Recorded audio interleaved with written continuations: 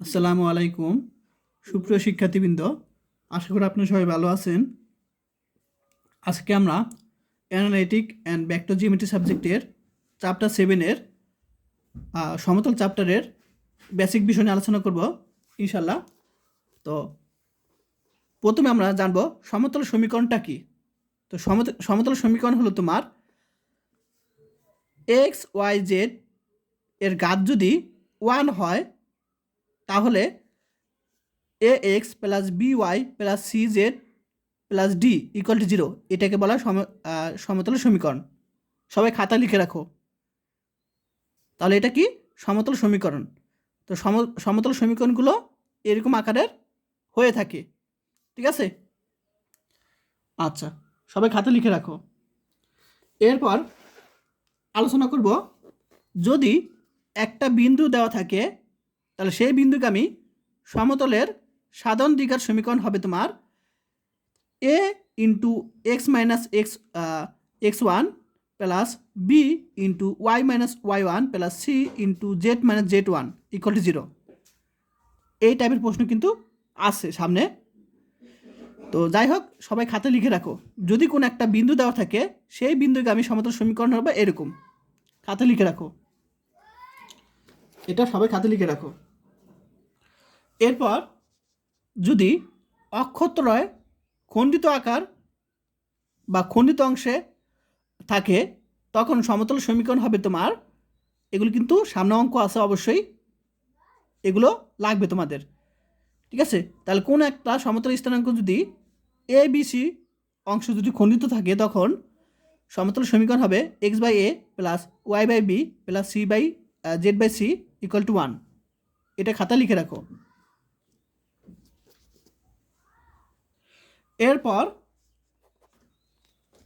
যদি 4টা বিন্দু দেওয়া থাকে, 1টা 2টা 3টা 4টা বিন্দু দেওয়া থাকে তখন এই বিন্দুসমূহ সমতলীয় বা একতলীয় বা সমতলীয় একই কথা হবে যদি এই যে বাম পক্ষ সমান সমান 0 হয়, ঠিক আছে।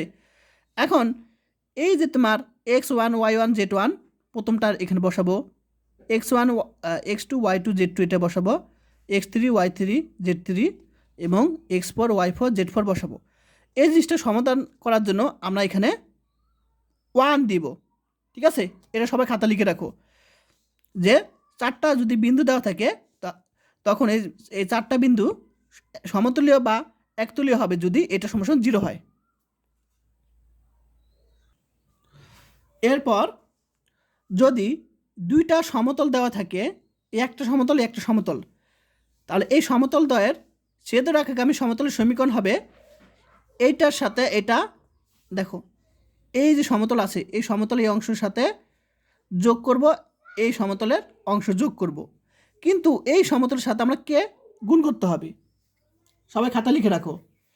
তাহলে 2টা যদি সমতল দেওয়া থাকে তাদের ছেদরেখাগামী সমতল সমীকরণ হবে এটা, এইটুকুর সাথে এইটুকু যোগ করব আর সাথে এই দ্বিতীয় সমতলের সাথে কে গুণ করব।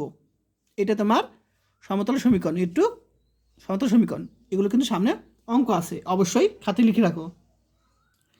এরপর যদি তোমাদের একটা বিন্দু দেওয়া থাকে, সে বিন্দু হতে কোন একটা সমতলের ওপর লম্বের দূরত্ব হবে তোমার, এটা খাতা লিখে রাখো সূত্র, খুব ইম্পর্টেন্ট।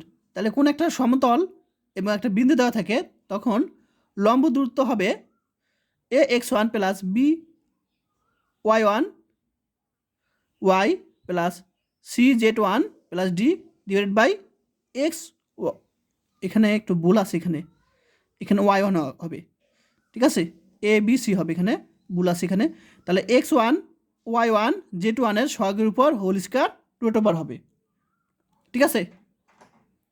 তাহলে a x one plus b Y one, এটা 1 দিবা, বি ওয়াই ওয়ান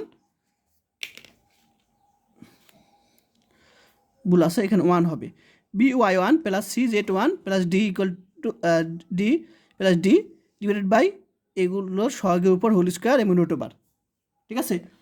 তা আপাতত এইগুলো তোমরা জানো, বাকি যখন আমরা অঙ্ক করব তখন আরও বিস্তারিত জানতে পারবো, ঠিক আছে।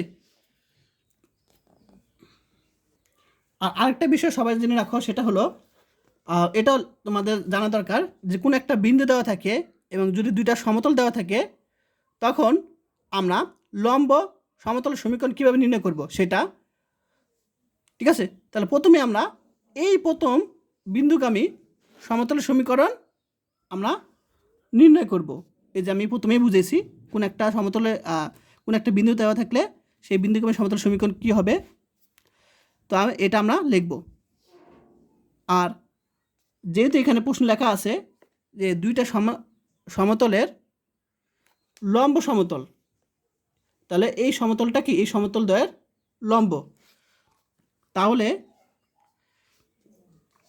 এই যে এর সাথে A1, বির সাথে B1, সি এর সাথে C1 ইকুয়াল 0 হবে। আবার এর সাথে A2, বির সাথে B2, সি এর সাথে C2 ইকুয়াল 0 হবে। তো এটাকে 2 এর 3 দিব, তারপর 1 2 3 হতে আমরা এ বি সি অপশন করব। তাহলে এটুক থাকবে, বসাবো। আবার এখানে এ বি সি বাদ দিলে A1 B1 C1 থাকবে, এখানে বসাবো। এবং এ বি সি বাদ দিলে A2 B2 C2 বসাবো। ইকুয়াল টু আমরা 0 ধরে সমতল সমীকরণ পাবো। আমরা যখন অঙ্ক করব তখন বুঝতে পারবো আরও ভালো করে। তো আজকে ক্লাস এ পর্যন্তই। সবাই ভালো থাকবেন। আল্লাহ হাফেজ।